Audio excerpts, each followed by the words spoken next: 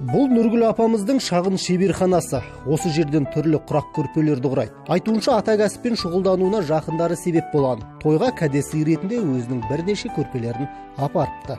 Сол жерде көпшіліктің көңілінен шығып бірден тапсырыс берген екен. Содан бері бұл жұмысы тоқтамады. Күн өткен сайын тұтынушылар саны арта түскен. Ал бұл қыз жасауындағы дүниелердің бірі. Дәл бүгінде ең көп жасалатындардың қатарында дейді. Мынандай қоржын, тойбастар, тағда басқа қолөнер түрлерімен айлансамыз. Қоржынның түр-түрі бар, мысалы. Бесік қоржын, күйеу қоржын, жай қоржын дейді. Мысалы, жай қоржын. Жай қоржын дейді, бұны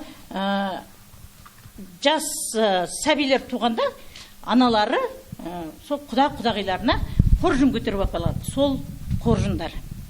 Нұргүл Жұмағұлованың құрақ құраудағы ерекшелігі бір оюды екінші мәрте қайталамайды. Бұл табиғат сыйға тартқан дарын дейді. Қолөнермен қызы мен немересі де айналысады.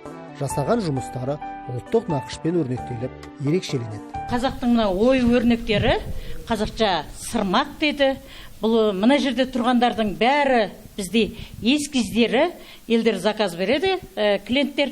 Мынау құрақтың түрлері, мысалы мынау чемішке құрақ деді, мынау қос ою деді, мынау сырмақтың несі, беті.